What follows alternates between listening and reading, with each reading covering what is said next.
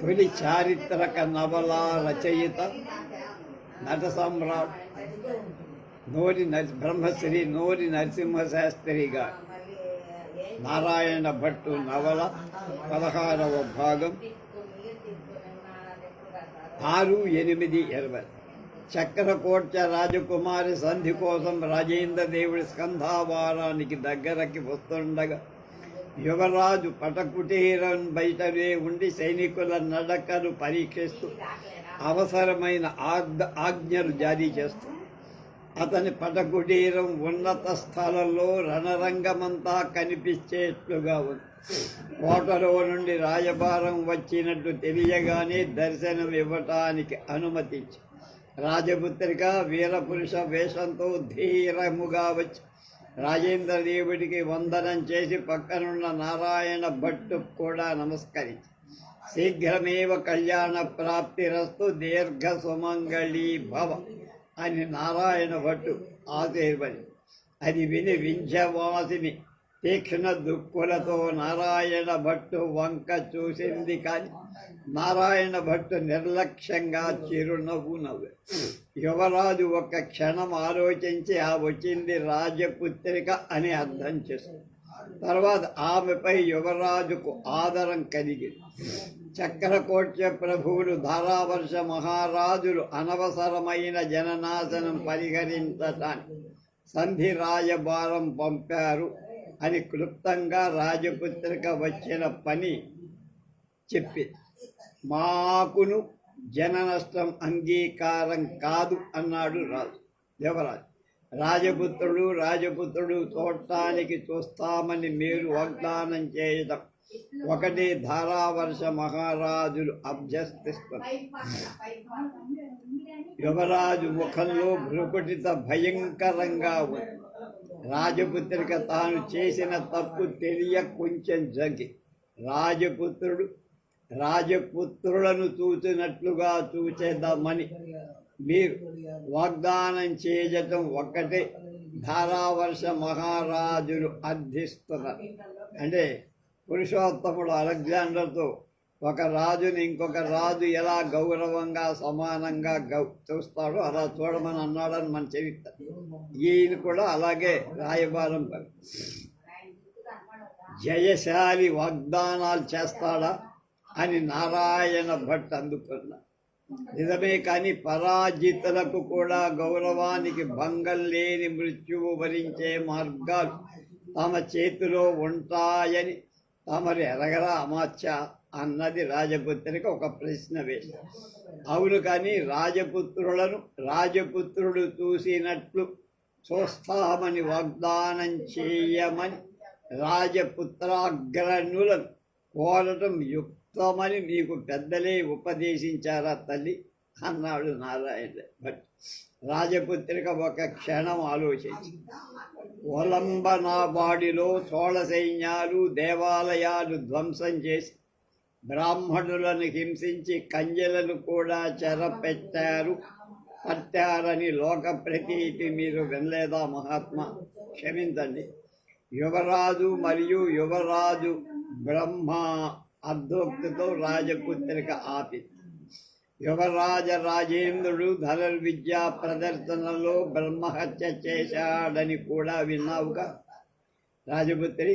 అతడు హత్య చేసిన బ్రాహ్మణుడను నేనే. ఇక ఒలంబవాడిలో జరిగిన వాస్తవమేమో నీకు తెలుసా అన్నాడు నారాయణ. రాజపుత్రిక అడిగిన సెలవివ్వండి అని. అక్కడి జైన బ్రాహ్మణులు వారి వసతులలో ఎందరో యుద్ధ భటులకు కన్యావేషాలతో కూడా ఆశ్రయమిచ్చి ఆ వసతుల నుండి వారి దేవాలయా నుండి కుంతల సైనికులు చోళ సైన్యాలతో యుద్ధం చేశారు. నా అజ్ఞానాన్ని క్షమించండి అన్నది నారాయణ భట్. అయినా చోళ సైన్యాలు తీవ్ర ప్రతాపులైన సూర్యవంశ రాజులకు ఇప్పుడు ఇక్కడ చేరినవి సీతాంశు వంశజుడైన వేంగి చాళుక్య మహారాజుల సైన్యాలు కదా. అది శత్రుమండలం, ఇది సామంత మండలం. రాజపుత్రి బళ్ళు ఓడలవటం, ఓడలు బళ్ళు అవటం అవుతాయి. వీర క్షత్రియులకప్పుడు సామంతులైనా మరొకప్పుడు స్వతంత్రులవుతారు కదా. అలాంటి ప్రయత్నాలు క్షత్రియ ఉచితాలు కావని యువరాజులు అంటారా? యువరాజేంద్ర దేవుడు కఠినంగా తల పక్కకు తిప్పుకొని పెడముఖంతో ఇలా అన్నాడు, మాకెలా అయినా బ్రాహ్మణ హంతకులని పేరు వచ్చింది. మేము విద్యాభ్యాసం చేసింది కూడా తీవ్ర ప్రతాపులైన చోళరాజ ఆస్థాన పండితుల దగ్గర. భట్టారకుడు సహజంగా నవనీత మనస్కులు కనుక మొగమాట పడుతున్నారు. మా సైన్యాలు కూడా కన్యాహరణం చేయటం నిశ్చయం తోడనే వచ్చారా అని మేము దాపరికం చెయ్యం. మా కాప్తుడైన చంద్రాదిత్య దండనాథుడు ఉదయాల్లో బాణహతుడై చికిత్స పొందుతున్నా. దానికి ముందు రాజపుత్రిక అతన్ని వరించి నిర్వృతి చెప్పి తీరాలి అన్న. రాజపుత్ర, మీ మాటలు నాకేం అర్థం కావట్లేదు. బ్రాహ్మణోత్తములు మీరేం వచిస్తారు అని రాజపుత్రక ప్రశ్న. నారాయణ, ఎలాంటి వాగ్దానాలు కోరకుండా మీ తండ్రి యువరాజు వసుడవటం సిద్ధంగా ఉంటే ఇక ఎలాంటి చిక్కులు ఉండవని యువరాజు గారి ఉద్దేశ్యం. మా పితృదేవులు అందులకు సిద్ధమే, కానీ కన్యాకరణం దండనాథులను రాజపుత్రక వరించటం అని యువరాజులు సెలవిచ్చింది నాకేం అర్థం కాలేదని. నారాయణ, అదా ఏముందమ్మా, నువ్వు చంద్రాదిత్య దండనాథులను పెళ్లి చేస్తు, నీకది శోభనం కూడా. వింధ్యవాసిని ముఖం చిట్లించి వినయంగా ఇలా, మా పితృదేవులు సర్వాత్మన మీకు వశలవటానికి సమ్మతిస్తారు, కానీ నన్ను మీరు కోరిన దండనాథుడికి వశపరచడానికి మాత్రం వానికి సంపూర్ణ స్వాతంత్రం లేదని విన్నవిస్తూ, నారాయణ భట్టు, నువ్వు పితృవాక్యం పరిపాలిస్తావు అని యువరాజు తలచాడు. అది పొరపాటు అహమంటావా అన్న. పొరపాటు కాదు, కానీ ఈ విషయంలో మాత్రం మా పితృదేవుడు నా ప్రతిజ్ఞ పాలిస్తారు. ఆ ప్రతిజ్ఞ ఏమిటో వినచ్చా అన్నాడు నారాయణ. సమాన కులశీల సంపన్నులలో నన్ను ఖడ్గయుద్ధంలో జయించిన వాడికి నన్ను ఇవ్వటానికి మా నాన్నగారు సమ్మతింపారు. జయించిన వాడి కాని అది యువరాజు పెడమొగంతోనే నిష్కర్షగా అది మాకు సమ్మతమే. వెంటనే నువ్వు దుర్గంలోకి పోయి దుర్గరక్షకుల ఆయుధ విసర్జనం చేయమని ఆజ్ఞాపించి అలా చేయిస్తే యుద్ధ విరమణానికి ఉత్తర్వులు ఇప్పిస్తా. నీకు ఎలాంటి వాగ్దానం చేయటం లేదు సుమా అన్నాడు. ప్రసాదమని వింధ్యవాసిని యువరాజు దగ్గర సెలవు తీసుకొని కోటకి వెళ్ళేది. అప్పటికి తెల్లారుతోంది. మలయానిరాలు రాత్రి ఎల్లా యుద్ధ పరిశ్రమతో జాగరణం చేసిన ఉభయ సైన్యాలు కొంచెం సుఖమిస్తూ సాగి ఆ కొద్ది కాలంలోనే దుర్గరక్షకులు ఆయుధాలు వదిలేశారు. వేంగి యువరాజుల ఆజ్ఞ ప్రకారం ఆంధ్రవీరుడు యుద్ధం సారించి ఆ దుర్గం స్వాధీనం చేసుకు సూర్యోదయం అయ్యేటప్పటికే అన్ని రంగాలలో యుద్ధం ఆగిపోయింది. వేంగి చాళక్యుల వరాహ ధ్వజం దుర్గంపై ఎగురుతూ ముచ్చటకొని ఇన్ని నాళ్ళు యుద్ధాలతో వేంగి వీరుడు తోపిన పరాక్రమం నిరుపమానం. కానీ అంతకంటే విజయోత్సాహంలో వారు చూపిన ఆత్మ సంయమనం ధర్మ బుద్ధి శ్లాఘ్యతరంగా. ఈ సమయంలో మొదటి 2 రోజుల గాయపడినారని కరుణాకర తొండమానుడు జయగొండలునే సైన్యాలు నడిపించారు.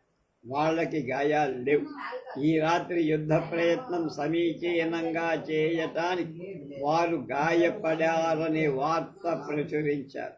నగల వాళ్ళకేం దెబ్బదు, కానీ అది ఎరుగక నిజమని నమ్మిన భటులు ఈ చోళ దండనాథుడు బాణహతి కూడా వెంటనే మానేంత రాక్షసుల అనే ఆశ్చర్యం.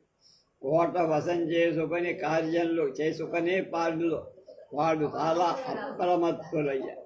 సూర్యోదయం అయ్యేటప్పటికీ బహుసహస్రాధికంగా సురాభాండాలు వీరపానానికి పానశాలలకు ముందు కరుణాకరుడు అక్కడికి వెళ్ళి ఆ వచ్చిన స్వరమంతా పారపోయించేసి యుద్ధ విరమణమై తర్వాత సురాపానం పనికిరాదు, నిషేధంట. వేంగి సైనికులు దుర్గంలోని ఆయుధాలు రాజధనం అంతా స్వాధీన చేసుకుని అంతఃపురం చుట్టూ భటులను కాపు ఉంచి అంతఃపుర మర్యాదలకు భంగం లేకుండా తమ సైన్యాలతో వచ్చిన వృద్ధ కంచుకులను షండులను నియోగించి అంతఃపుర అంతర్భాగమంతా స్వాధీనం చేసుకుని ఇక పౌరుల ధనమాన ప్రాణాలకు ఎలాంటి ఆపద రాల. జయశ్రీ ఆ ధర్మ సైనికులకు శాంతింప చేశాడు, కానీ మధోన్మత్తుల చేయలే. వారి శిక్షణ అంత సునిశితంగా ధారాధర్షుని దండనాథులు సైనికులందరినీ వేంగి సైనికుల దండనాథులను నిరాయుధులను చేసి తమ స్వాధీన మనస్సు కొన్నారు. కానీ ధారావర్ష మహారాజు రాజపుత్రిక వింశవాసిని మాత్రం నిరాయుధులను చెయ్యాలి. వాళ్ళకి యువరాజ రాజేంద్రదేవుడు మధ్యాహ్న సమయంలో మహాసభలో దర్శనమిస్తారని ప్రకటన చేస్తారు. ఆ మధ్యాహ్నానికి పూర్వమే ధారావర్ష మహారాజు అమూల్యాలైన రత్నాలు, సువర్ణాలు, ధనాలు, వస్తువాహనాలతో పరివారంచే పట్టించుకొని యువరాజ దర్శనార్థం వింధ్యవాసిని వెంటల బయలుదేరాడు.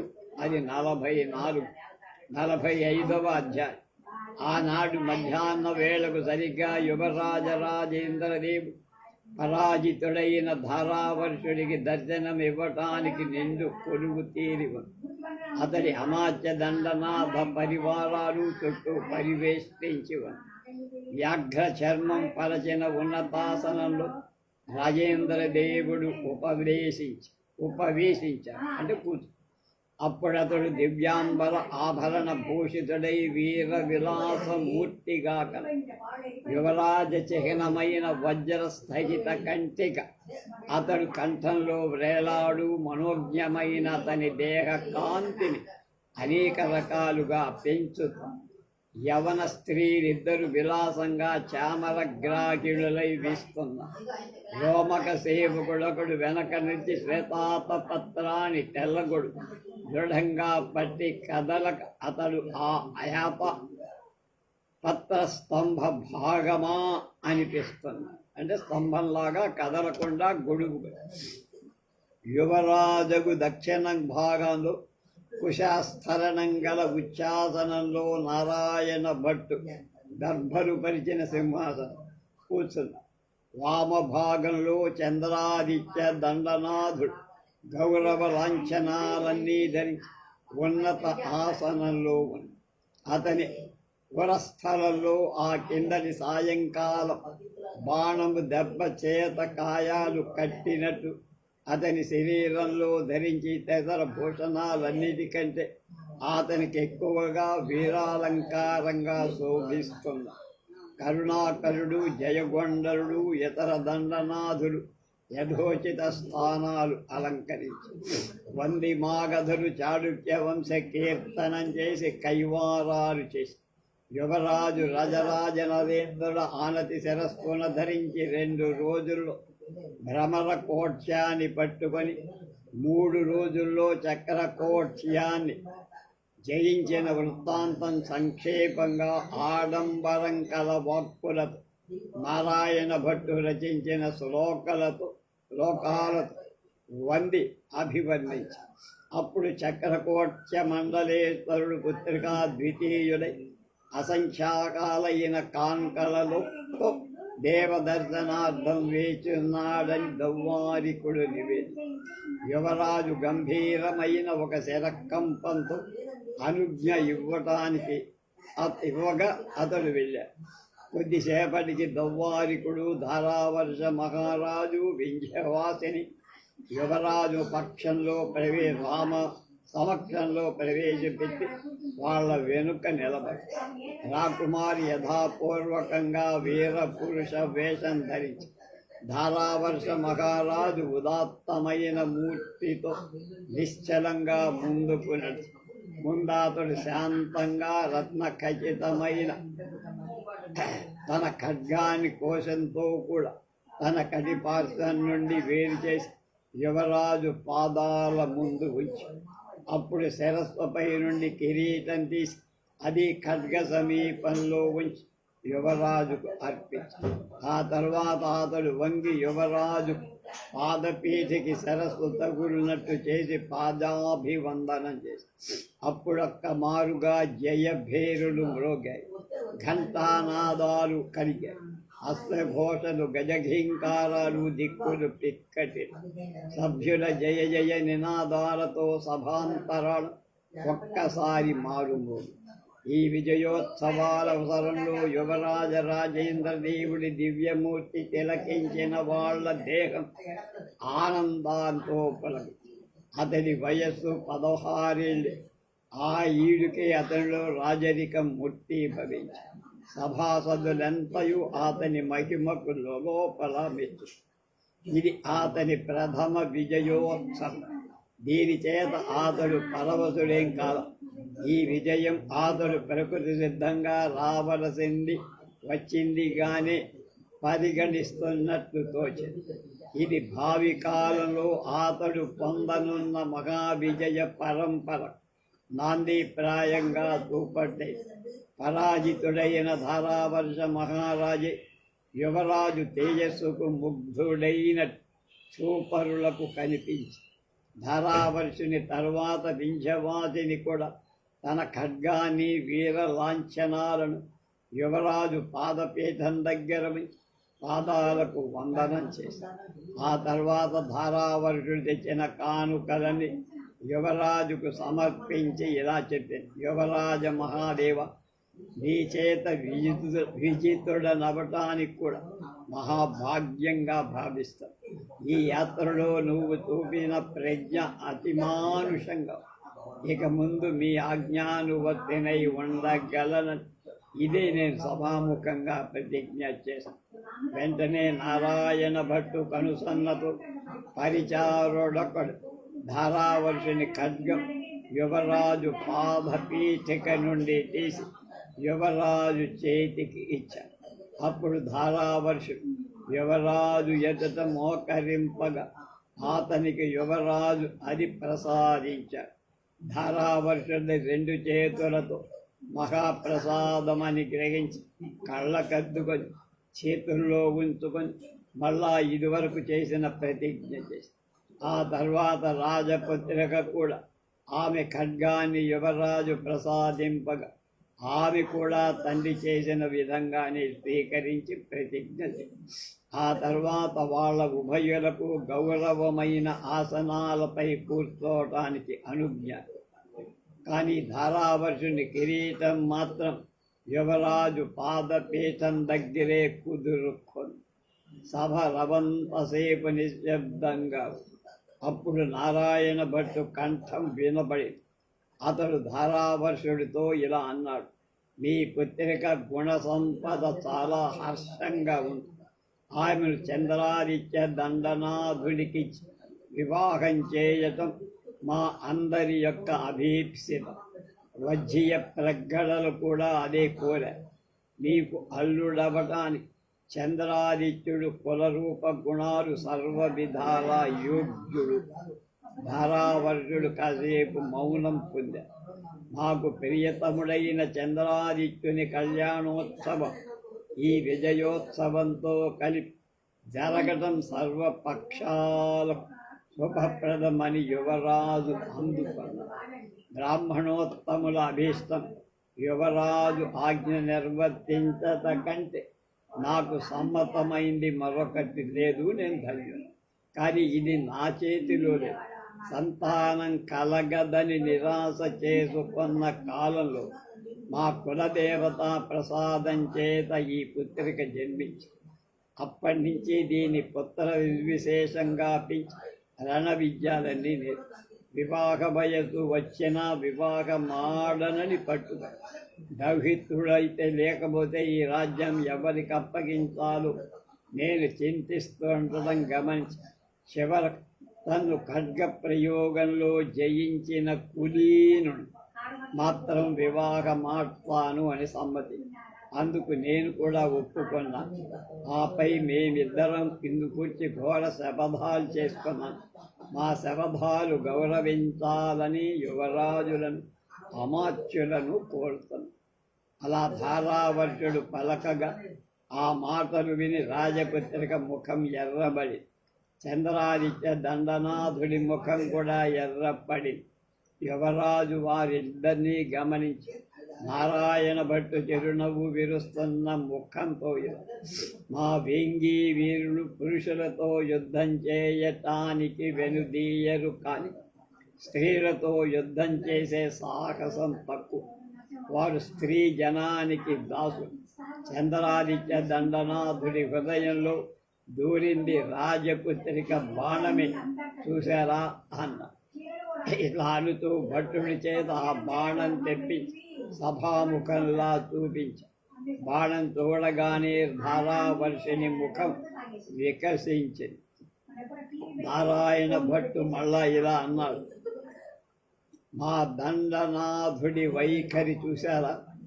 ఆ బాణహతి పొందినది మొదలు ఆ బాణం ఉద్ధరించి దానిని పరదైవతంగా పూజిస్తూ తగిలిన గాయం కూడా మహాభాగ్యంగా భావిస్తూ ఆనందిస్తుంది. ఆ మాటలు విన్నంతనే రాజపుత్రిక దేహంలో స్త్రీత్వం ఒక్కసారి పైకి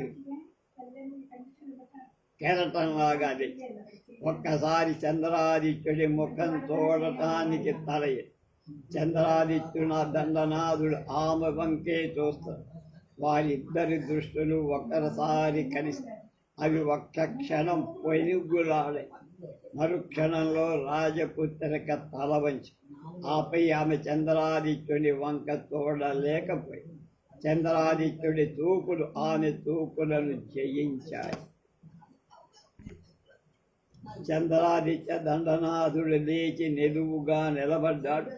సభ అంతా వ్యగ్రతతో అతని వైపు దృష్టి మరల్చింది.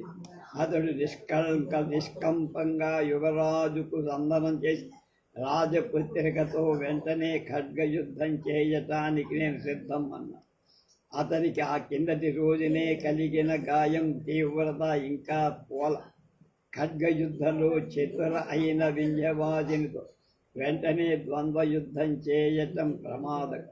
ఈ సంతోష సమయంలో తన ప్రధాన దండనాయుడి అపాయం సంభవించడం యువరాజుకు ఇష్టం. అసమ్మతి తెలుగు దృష్టితో యువరాజు నారాయణ భట్టు వంక చూశారు. యువరాజా, యుద్ధ భిక్ష కోరిన రాజపుత్రిక దానం చేయ సిద్ధమైన మన దండనాథాగ్రణికి ఆటంకం కలిగించటం ధర్మం కాదు.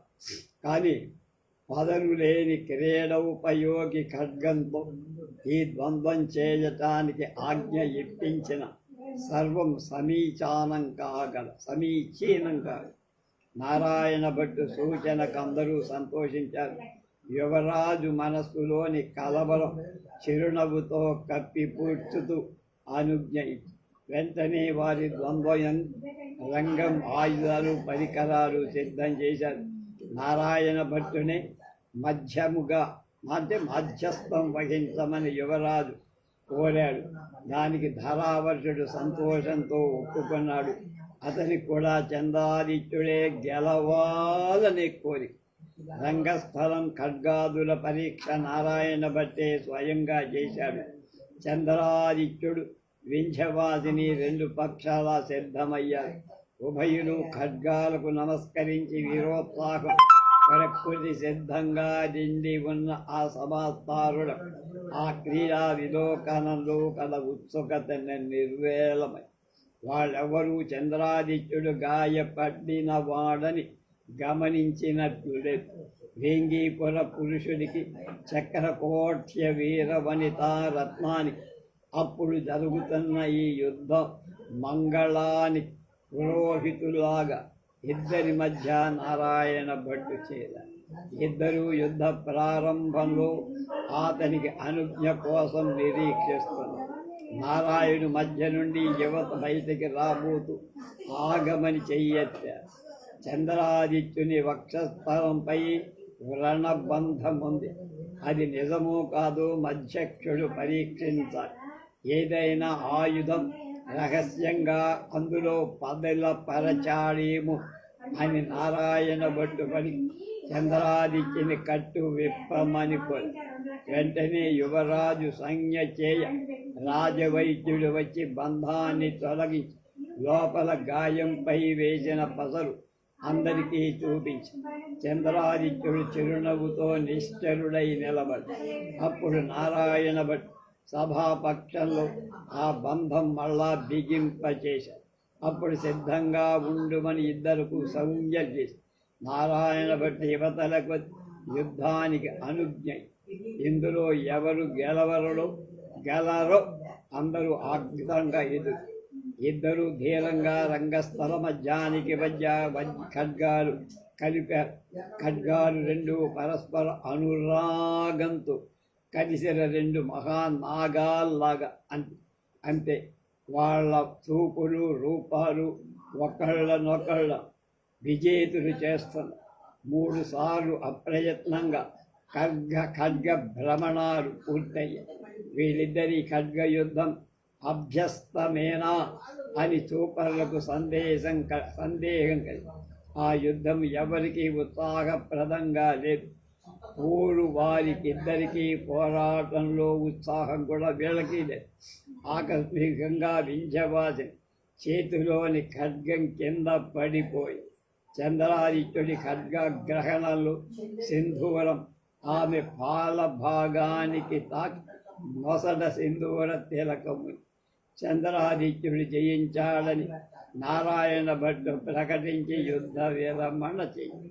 పాపం చంద్రాదిత్యుడు జయవార్త వినగానే అతని కావేశాశయం వల్ల రొమ్ముపై గాయం నుండి రక్త ప్రవాహం ఉబికి ప్రవహింపగా స్పృహ తప్పిపడి రాజవైద్యులు వెంటనే రక్త ప్రవాహం 2 గడియలలో స్మృతి వస్తున్నట్టుగా చేశారు. అంతవరకు వింధ్యవాసిని కన్నీరు కారుస్తుంది. మర్నాడే వార్తాంతికుడు వారి వివాహాన్ని శుభముహూర్తం నిశ్చయించాడు. వీర వైభవంతో వింధ్యవాసిని చంద్రాదిత్యుల వివాహం జరిగింది.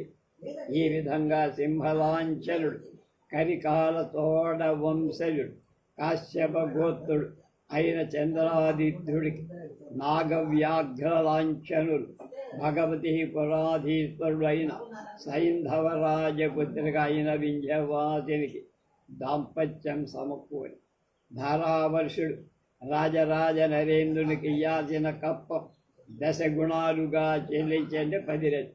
యుద్ధ వ్యయమంతా భరించటానికి వెనకటి కప్పం ద్విగుణితం చేస్తూ ముందు చెల్లించుతుంటానికి అంగీకార పత్రిక దేవ బ్రాహ్మణ సభా సమక్షంలో రాయించి యువరాజు కల్పించాడు. అప్పుడు మళ్ళా మహారాజ బిరుదాన్ని పూర్వ అర్పిత కిరీటాన్ని యువరాజు రాజేంద్ర దేవుడి చేత అతడు పొంది కృతార్థుడు.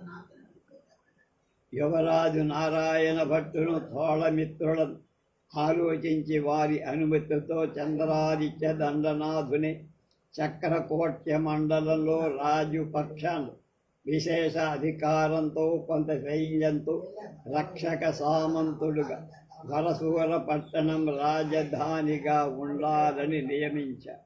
అంతలో ధారావర్షుడికి సామంతుడైన వైరా నగరాధీశ్వరుడు తన ప్రభు కష్టదశ ఎరి ఉత్తర కోసలులతో చేరి స్వాతంత్రం ప్రకటించాడని వార్త వచ్చి వైరానగరం వజ్రాలకు ఏనుగులకు ప్రసిద్ధి చెందిందని చెప్పారు.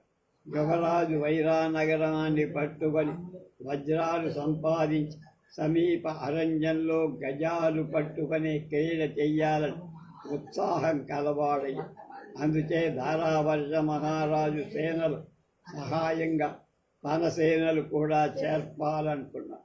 వైరానగర యాత్రా సన్నాహం చేయగా దండనాథులకు ఉత్తర్వులిచ్చి ఎంతలో యువరాజు కొద్ది సైన్యంతో నారాయణ భట్టుతో కూడా పితృదర్శనార్థం శీఘ్ర ప్రయాణంలో రాజమహేంద్రపురానికి బయలుదేరి రాజరాజ నరేంద్రుని భావమరిది అయిన రాజాధిరాజు ఇప్పుడు చోళ చక్రవర్తి. అతడు రాజ్యానికి వచ్చినప్పటి నుండి తండ్రి అయిన గంగైకొండ రాజేంద్ర చోళదేవ చక్రవర్తి విస్తరించిన రాజ్యాన్ని నిలుపటానికై ఎత్తిన కత్తి దింపకుండా యుద్ధాలు చేస్తూనే ఉండాల్సి వచ్చి అతనికి తరచుగా జయాలే కలిగాయి. సింహళ ద్వీపంలో ఇలాంటి కిత్తి అనే పేరు గల బుద్ధవంశ మహారాజపుత్రుడు చోళదండనాథుని ఎదిరించి దక్షిణంలో రోహణ పర్వత భాగాన్ని మీద ఆధిపత్యం సంపారు. తూర్పు సముద్రంలో దూరపు దీవులు, పశ్చిమ సముద్రంలో సాందిమద్దీవులు కప్పం పంపడానికి నెమ్మదిగా సాధించారు. వాళ్ళని శిక్షింపచేయటానికి ఆటంకంగా బలవంతులవుతున్న కుంతల చాళుక్యులతో తరచుగా జరుగుతున్న యుద్ధాలు వస్తూ ఆ ప్రయత్నం ఆగిపోతుంది. కుంతల చాళుక్యులతో రాజాధిరాజు చాలా యుద్ధాలు చేశారు. వాళ్ళకి ప్రధానంగా వివాద కారణం అవుతారు కృష్ణవేణికి తుంగభద్రకు మధ్యగా ఉన్న ప్రదేశం. ఈ యుద్ధంలో ఎక్కువ భాగం రాజాధిరాజే జయించాడు, కానీ కొన్నిసార్లు పరాజయం కూడా పొందారు. చోళ ప్రభువులు కుంతల రాజ్యాన్ని కృష్ణ వరకు తరమగా అవకాశం చూసుకొని కుంతలులు తుంగభద్ర వరకు ఆక్రమిస్తున్నారు. ఇప్పటికీ 4 ఏళ్ల కిందట రాజాధిరాజు విస్తారమైన సేనలతో కుంతల చాళక్యులతో తలపడ్డారు. ఆ మహాసైన్యం కట్టదగిన ప్రవాహంలా విజృంభించి ఆహవమల్లుణ్ణి జయించి రాజధాని అయిన కళ్యాణ కటకాన్ని కూడా పట్టు. అలా సైన్యాలు కుంతల రాజ్య హృదయంలోకి చొచ్చుకుపోయాక అవకాశం చూసుకొని వెనక నుండి జైన మతాచార్యులు కుంతల ప్రభువుల సైన్యాలు రహస్యంగా సహాయం చేస్తూ తమ దేవాలయాలను వసతులను వాళ్ళకి ఆశ్రయం అంటే వాళ్ళ దేవత అనేది దేవాలయాలు. ఆ సైనికులు కొందరు స్త్రీ వేషాలు ధరించి జైనాలయాలు, వసతులు, గ్రామాలకు కొంతల సైన్యాలకు కేంద్రం. చోళ సైన్యాలకు వెనక నుండి సైన్య సహాయం కూడా ఆయుధ సామగ్రి, ఆహార పదార్థాలు రావటం కష్టం. అది సాగనిస్తే తమ సైన్యాలకు ఇక అపాయం తప్పదని అర్థమై రాజాధిరాజు కోదోగ్రుడై ఆలోచించి వెంటనే బెల్బోలా ఇలాంటి జైన మండలాలను విరోధాస్పదమై సమస్త జైనాలయాలను, జైన వసతులను భూమితో సహా మట్టం చేయ ఆజ్ఞాపించి కొన్ని గ్రామాలు కూడా చోళ సైనికులు తగలబెట్టి చాలామంది సైనికులు స్త్రీ వేషధారులైనందున స్త్రీలు కూడా నిహతులయ్యారు. అలా చండ శాసనం ప్రవర్తింపచేసినందుకు చోళ సైనికులు ఆత్మనిగ్రహాన్ని కోల్పోయారు. వారు విచక్షణవది గ్రామాలపై పడి స్త్రీ బాల వృద్ధులను కూడా నిష్కర్షణంగా కత్తులకు గురి చేసి సామాన్య యుద్ధ ధర్మాలన్నీ మంటగలిసిపోయి రాజాధిరాజు అతని సైన్యం నిరపాయంగా చోళ రాజధాని చేరింది. కానీ ఆ చోళ సైన్యాలు ఆ దండయాత్రలో చేసిన రాక్షస కృత్యాలు చోళ చక్రవర్తుల కీర్తి చంద్రక శాశ్వతంగా కళంకం కలి కుంతల దేశం అంతటా రాజాధిరాజుకు మహాపాతక చోళుడు అనే పేరు స్థిరంగా ఏర్పడి రాజాధిరాజు కాంచీపురం చేరిన తరువాత ఆహవమల్ల కులాంతక కళ్యాణపురం గొండకోళ ఇలాంటి బిరుదనామాలు ధరించి విజయోత్సవాలు చేయించి కానీ తన సైన్యాలు చేసిన ఈ ఆసుర కృత్యాన్ని అంతరంగంలో ఆవేదన కూడా చెందారు. ఆ మహాపాతకమే అతన్ని బాగా బాధపెట్టింది. రాజగురువులైన అధికారిகள் పరాశర్యన్ వాసుదేవ నారాయణన్ అనే ఒళగండల కోశ బ్రహ్మరాయణలు మహాపాతానికి నివృత్తి ఉపదేశించమని కోరారు. రాజగురువు పరిషత్తును ఆహ్వానించి పరిషత్ అభిప్రాయం తెలుసుకోమని కోరారు. ఆ పరిషత్తుకు సహస్రాధికంగా వేదాంగ విధులు సోమపీధులు సోమరసం తాగిన వాళ్ళందరూ వచ్చి వారి ఎదుట రాజాధిరాజు విషయమంతా చెప్పి పరిషత్ సభ్యులు సమస్తము విన్నారు. అవసరమని తోచిన ప్రశ్నలు వేసి సమాధానాలు రాబట్టారు. చిదకు పరిషత్తు ఏకగ్రీవంగా అతన్ని అశ్వమేధ యాగం చెయ్యమని ఆదేశించి మహాప్రసాదమని రాజాధిరాజు పరుషద అనుజ్ఞ పొంది రాజగురువుల ఆధ్వర్యంలో మహావైభవం అశ్వమేధ యాగం చేసి అతని పట్టమహిషి త్రైలోక్యం ఉదయ నంబరాత్యార్ను ఇతర దేవేరుడు యజ్ఞ ఆయతనంలో అపూర్వ శోభ ఘటించి సోదరుని అశ్వమేధ దీక్ష తిలకించి రాజరాజ పట్టమహిషి అమ్మంగదేవి ధన్యమై ఇప్పటికి 2 సంవత్సరాల నుండి కుంతల చాళుక్యులు కృష్ణానది చోళ దండనాథులను తుంగభద్రా నదీ తీరానికి నెమ్మదిగా నెట్టివేస్తున్నారు. పూర్వయుద్ధంలో చోళ సైన్యాలు చేసిన ఆసుర కృత్యాలు వారి బలాన్ని ఇప్పుడు ప్రతిబంధకమై కుంతల ప్రభువైన ఆహవమల్ల సోమేశ్వరుడు మహాసైన్యంతో చాముండరాయుడని దండనాథుడి వెంగి మండలం వైపు మహాసైన్యాలు కూర్చుకొని కృష్ణానది దాటి విడిసి తుంగభద్రా తీరం వరకు ప్రభుత్వాన్ని స్థిరం చేసుకుని చాముండరాయుడు వేంగి సరిహద్దులలోని దుర్గాలపై అకస్మాత్తుగా పడి 4 దుర్గాలు స్వాధీనపరచుకొని మిగిలిన 2 దుర్గాలను కూడా ముట్టడించి స్వాధీనం చేసుకోవడానికి సిద్ధంగా ఉంది. ఇంతలో కుంతల రాజ్య సైన్య స్కంధావారాన్ని భయంకరమైన ఒక వార్త వచ్చి చోళ చక్రవర్తి అయిన రాజాధిరాజు మహాసైన్యాన్ని కూర్చుకొని దానిని 2గా విభజించి ఒకటి తన తమ్ముడైన రాజేంద్రుడి కింద ఉంచి రెండవది తన కింద ఉంచుకొని ఇద్దరు 2 వైపుల నుండి కృష్ణా తుంగభద్రా మధ్య మండలంలో ప్రవేశించి కుంతల దండనాథులు ఆక్రమించిన దేశాలు తిరిగి జయిస్తూ మహామారులలాగా విజృంభిస్తున్నారని ఆహవమల్లుడికి చెప్పారు. వెంటనే అతడు వివిధ ప్రాంతాలకు పంపిన సేనలన్నిటినీ తిరిగి పిలిపించుకొని వేంగి దుర్గాలు స్వాధీనం చేసుకొని చాముండరాయుడు అవి వదిలేసి ప్రభువు దగ్గరకు వచ్చేశారు.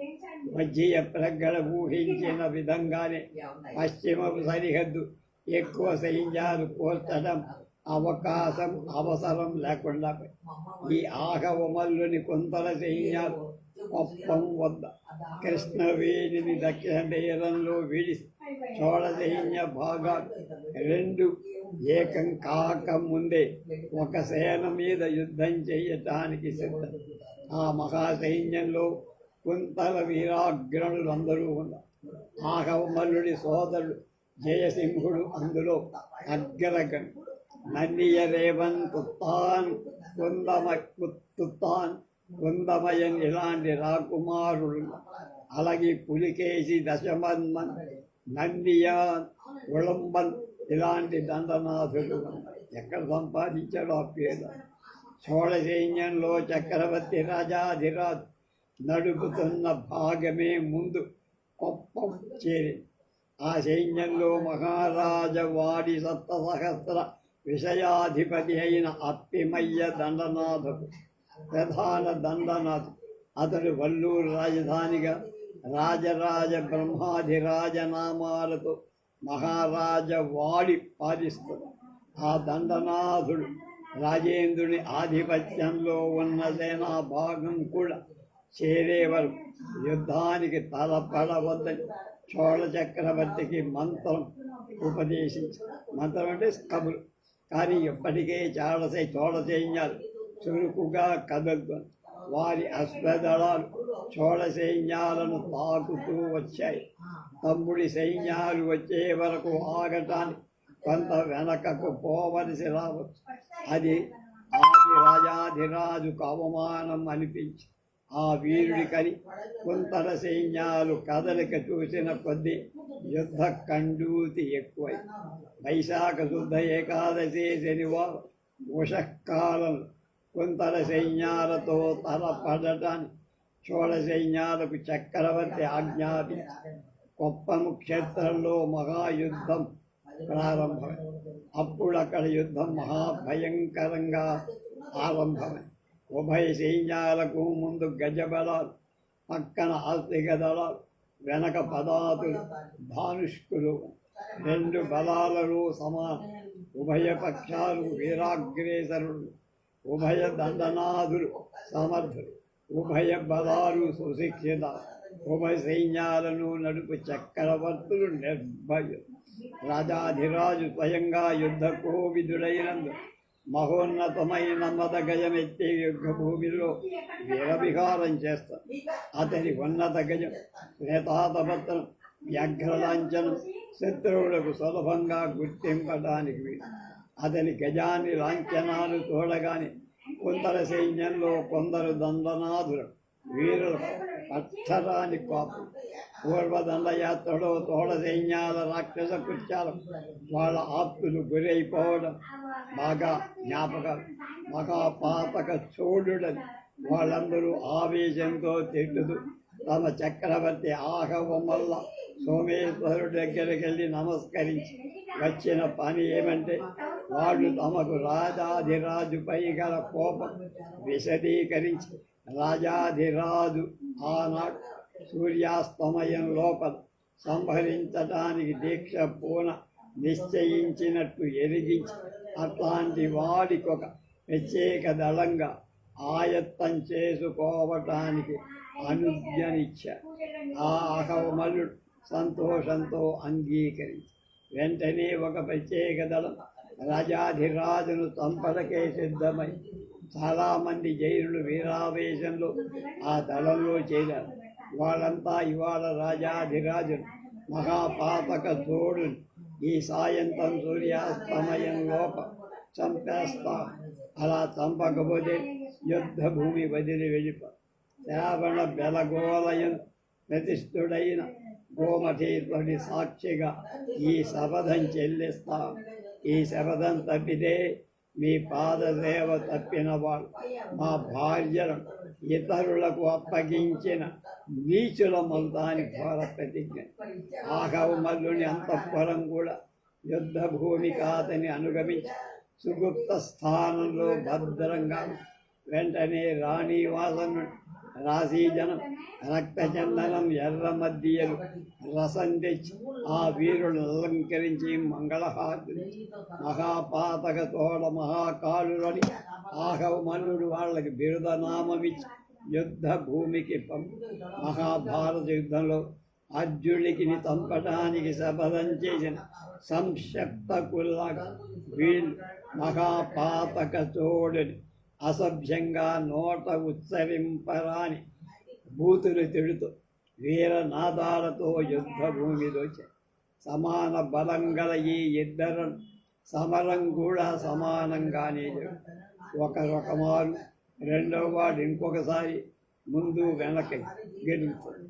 ఆ యుద్ధ చరణం అంతరిక్ష చెరులకు ఉయ్యాల ఊపులాగా ఉంది. కానీ ఎంతలో మహాత్వాద చోళ మహారాకాలు ఒక పెట్టున రాజాధిరాజు ఎక్కిన మాతంగాని అంటే ఏనుగు లక్ష్యంగా పెట్టుకొని నిర్భయంగా ముందుకొచ్చి వారిలో ధానుష్కుల బాణాలన్నీ రాజాధిరాజు వ్యాఘ్రధ్వజాన్ని క్షించి పేలిక చేసి అతడి ఛత్రం విరిగిపోయి ఛత్రవాహకులు కూలిపోయి ఏనుగులు నడిపే మావటేను వరుసగా 10 మంది చచ్చిపోయారు. అయినా అల్పమేధావ మృత పవిత్రీకృత వపువైన రాజరాజు వెన్నుతోపక ముందుకే వస్తున్న ఆ వంశ సంసక్తకుడు తమ చక్రవర్తినే లక్ష్యంగా ఉంచుకొని నడుస్తున్నారని చోళ దండనాథులను వెంటనే అనేక సైన్యాలు వచ్చి అడ్డుకొని అయినా మహాపాతక చోళ మహాకాలు అగ్నిపై పడే శలభాలల చోళ సైన్య అగ్నిని వచ్చి నిర్భయంగా ప్రాణాలు విడిచి ఎందరూ మరణించినా లెక్క చేయకుండా ముందుకు వెళ్ళి విడుదల దండ అగ్నిని కూర్చి చల్లార్చినట్లే వాళ్ళు కూడా ముందుకు ఒత్తుకొని సాగిపో చోళ దండనాథులు చక్రవర్తిని విశ్రాంతి తీసుకోమని ప్రార్థించారు. వారి మాటలు లెక్క చేయ యుద్ధంలో వెన్నుతోపను అని దీక్షతో ముందుకు సాగుతున్నందున అతడు ఆ సంసక్తకుల దృష్టి పదాన్ని తప్పిపోక ఉన్నాడంటే వాళ్ళ దృష్టి అతని మీదే ఉంది. ఏం జరుగుతుందో రేపు తీసుకో.